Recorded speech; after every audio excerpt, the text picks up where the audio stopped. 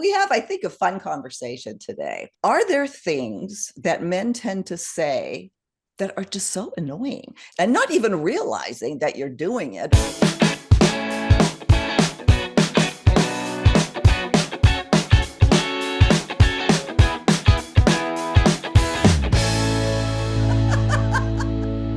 Thank you so much for joining us today on Second Act TV. Welcoming back Joni Caldwell Lerner, the motivational coach, relationship expert, host of Wake Up with Joni, and so much more. Joni, thank you for being here as always.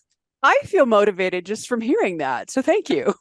We have, I think, a fun conversation today. Are there things that men tend to say that are just so annoying? And men, if you find yourself annoying women and not even realizing that you're doing it or annoying your partner, etc., you might be saying things that are really, really annoying.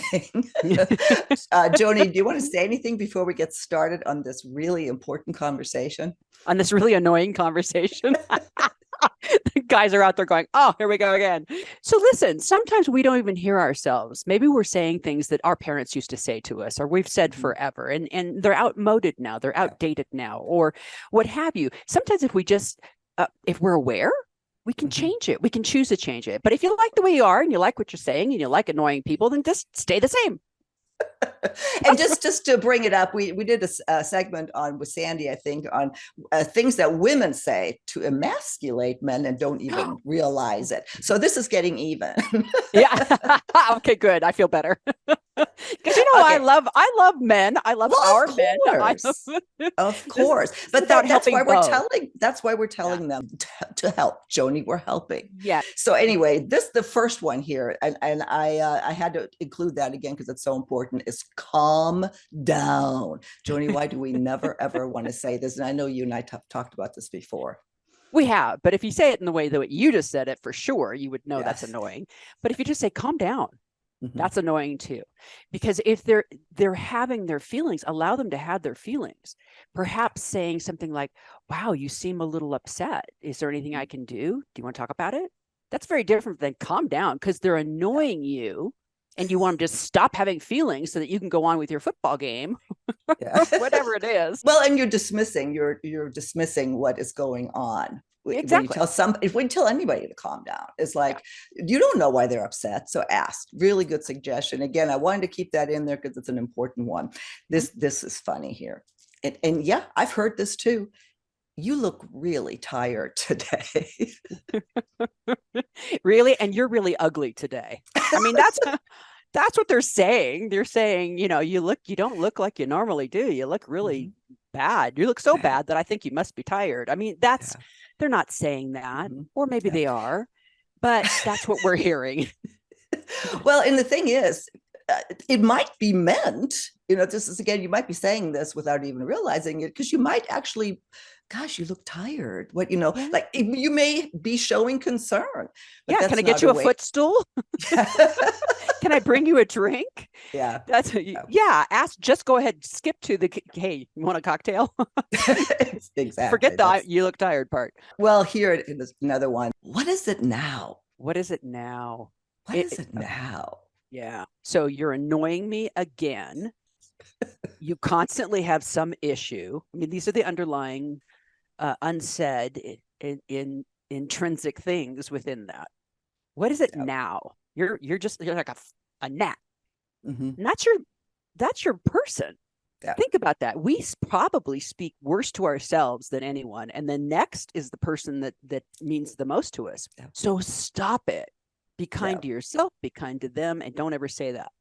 Yeah. And I have heard that a lot. I mean, Paul said it, I think, a couple of times. But I do hear that in conversation, or when they talk about each other, or they talk about their wife or their girlfriend or something. Say, God, it was like, what was it? What is it now? So that's not nice. How about instead they just say something like, hey, what's up? You seem a little off. Is there anything I can do? You can hear the concern in that. You can actually hear that. Yeah. And it would definitely avoid a defensive conversation. Yes. Reactive. Oh, I love this one. You ate that whole thing? Well, if anyone's ever watched any of our videos together, they know I have had a struggle, particularly in the earlier decades of my life with eating and being overweight. And then each child, I gained an enormous amount of weight. And so now I'm consistently in a very fit state, which is awesome. Yes. But still, if someone says to me, you're going to eat that whole thing. In fact, oh my gosh, it happened at a party the other night. It was a chunk of beef, roast beef. It was about 4 or 5 ounces. He goes, you're going to eat that whole thing? Swear, ice on my hand to God. He's in his 70s. And I turned to him and I said, why, yes, I'm going to eat the entire thing. Now, I wish I wouldn't have qualified and said, it's only 4 or 5 ounces. I didn't need to say that. I don't need to defend myself. Yeah, I'm going to eat it. Shut up. Don't comment on my food. Now, how do you really feel about that, Joni? I have no energy on it at all. Go ahead. No. And then here it says here, the opposite also. Is that all you're going to eat? Like there's some that eating habits, amounts, whatever, is associated with women, and there's some sort of judgment associated with that. And it is really what annoying. In the world, in this society, the currency, the value we are told through advertising and belief systems handed down is that how we look, how thin we are, depending on the decade. We got Twiggy, we've got Marilyn Monroe, we've got, who decides what the norm is? Oh yeah, and the Rubenesque paintings, that was beautiful. So there's this weird norm that's manipulated throughout the centuries, and we're supposed to comply to that in order to be valuable or worthy. And it's just not true. That's what men are tapping into, and they don't realize. Yeah, exactly. Thank you for that explanation. And please, as always, guys and gals, please leave your comments on this, because this is important. It really, truly is. It can absolutely prevent you going down the wrong road or having some ugly conversation. So we're having lots of fun here and we're laughing, and it is kind of humorous, but it's also very, very true. Here's a point of contention for me. You should smile more often. Now, I'm all about smiling. We've done videos on smiling and how beneficial smiling is for you. But don't tell me how much or how often I should smile. That is so annoying. It's not only it's not only annoying, it's condescending. Again, what gives any human the right to tell a person how they should be in their own bodies, in their own being? So I have what one would call a resting bitch face. So my daughter said to me, and she was only 2, she goes, Mama, you have mad face. Why are you mad? And I'm like, I'm not mad. And I've got these big furrows, and I'm concentrating. Yeah, that's it. So I tried to work on that a little bit. It's just, that's my face. And I don't really want to come across that way. So coming from an 18-month-old, I was not offended. Oh, that's so funny. But some of us don't have jovial faces. Yeah. So and again, this is something that it might be said, really trying to be nice. Because you should smile more often, or pep up, or it's not necessarily meant to be bad, but oh boy, that can fall on deaf ears. Yeah. So taking the other side, it's you should smile more often because you're so beautiful when you smile. You're so lovely when you smile. Maybe they're just being that way. But you have to know your audience. You have to know who's receiving the information.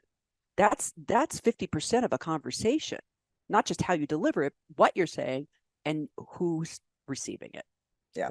Here's another one that I've heard this, and in public, this is especially annoying, if not just rude, if it's done in public or in front of others, is actually, that's not a word, or actually, that's not how it's done.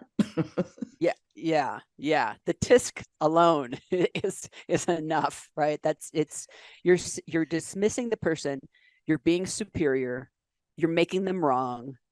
Depending on the person, you may be shaming them because they may maybe their parents did that to them. But why? This is important. What's the intention? Yeah. behind you correcting another person. You understood what they said. You don't need to Yeah. correct them, and certainly not in the front of other people. So what is your intention in what you're communicating? That's critical. Is it to make the person feel good about themselves? Is Yeah, it about probably to make not. right, right? Because what some people do is if they feel unworthy, they want to feel superior. So it's that inferiority superiority flip. I'm gonna feel superior because I feel inferior. So just check in, folks. Exactly. Here's another one that sets well, it automatically, puts you on the defenses. Listen, listen. And I have to say that this is something women say, but sometimes we have to say it in order for the men to listen. But it Double definitely standard. No. Listen implies they're not listening. right. Implies they are checking out or they're ignoring them. Now, see, I like to take both sides. Listen. So you're so excited about a point that you really want to have the person's attention. That's done differently. It's like, listen, oh my God, you should hear about this. The Mahomes, he's the most amazing quarterback ever in the history of the world. He's making $45 million on his contract this year. Oh my God. But if he's saying, listen, you did this again, or I want you to blah, blah, blah, or I don't like the way you park the car. I just be, again, conscious. Why? Why, Joni? And that goes to our next question. Why do you always do that? Oh, yeah, always. Well, no one always does anything. And they're belittling the person, the receiver. You want to say something like, you know what? This is the thing that we talked about last month, where, for example, Joni, I would like it very much if you tamp down the garbage can all the way because we have bears. Well, this is valuable information, John. Thank you very much. And then I do it again. Sweetheart, we talked about this. Remember, there were bears. That's different.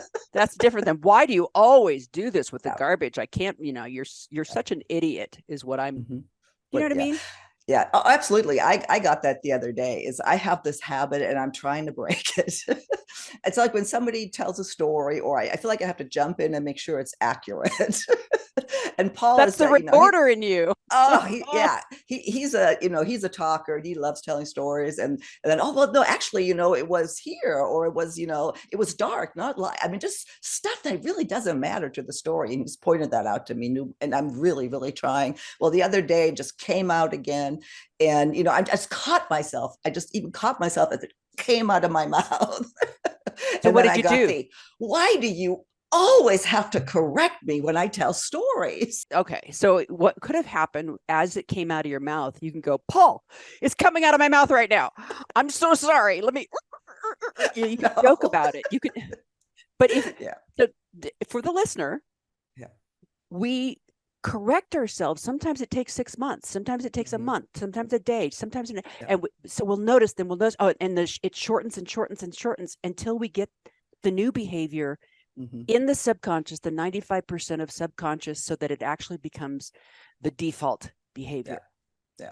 And in the moment, you can go, "Oh, I'm doing that, Paul. Oh, sorry." Oh no. And then we actually got a little argument about that because I was annoyed, that it was done in public, and I just really felt belittled. And then it was funny, yesterday we had people over, and he was telling a story, and it was just not even close to being, I'm just but I didn't do it. You didn't actually? I didn't say anything. It's like, it doesn't matter. Anyway, enough about that. No, but it's important. It doesn't. You didn't actually him.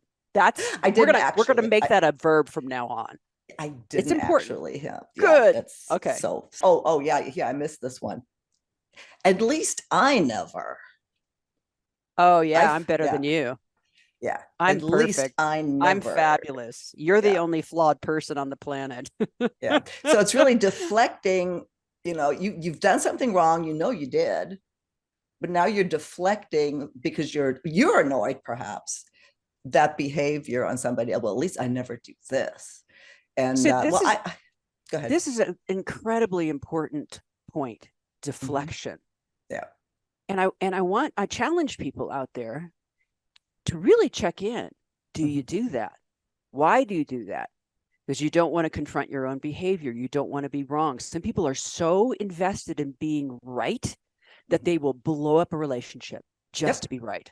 Yep. So many divorces happen over being right. Yep. So just check in and go, wait a minute. Do I really, how about if I have the courage to be in the moment and actually answer the person's question? Great point. Which leads us to the very last one, which I thought was super interesting. Whatever. I've always associated that more with women, but I guess men do it. And Paul does it to me all the time when he doesn't want to answer something, just whatever. Yeah. And what's interesting about this, the stats, whoever did the survey said that it's actually, as you get older, this word is more and more annoying, that people between 45 and 60, that like 50% of us, that is the number one thing that annoys us. Whatever. It's one word that is meant, and the entire purpose of it is to shut the other person down. So yeah, I'd be annoyed by that. Sure. Yeah. And the way you said it was so cute, because that's how we said it when we knew each other in high school. Whatever. Whatever. Now yeah. What was it? The Valley Girls. For sure. That's right. And it's true. And now it's whatever. So now, so you're just cutting it's interesting too. There was a comment today. It was really great, but it's like, it's exhausting to do all this stuff. And I'm at a point in my life where I'm just over it. It is what it is. And I am who I am. And there you have it. Good for them. Yeah. Well, It seems like all of our conversations come back to being authentic. And that's really the key to a lot of what we talk about. We are starting to come to the end, Joni. Where do you want to take this? What do you want to say before we close? As always, you and I have a badinage, a little, communication where it's very lighthearted and funny, or it's funny to us anyway. Anyway, we have a good time with it. Yes. But underneath it, we really are trying to help people stop and think. Just stop and think. We're not judging anyone because we don't know anybody out there. We're not talking about a specific person at all, but we're talking about, here are some things that can make your life easier, your relationships better, improve your communication, up your emotional intelligence. So while it seems really lighthearted, that's the purpose underneath all of it, is to make a difference somehow. What a great way. Yeah, what a great way to frame it, Joni. You're just so good with words. Oh, thank you. So are you. As always, I will link to all of your information to your coaching page. I know you have quite a few people already coaching with us, and I think there's always, some spots are coming up. So make sure that you see if Joni's available if you want to coach with her directly, which incidentally is a lot of fun.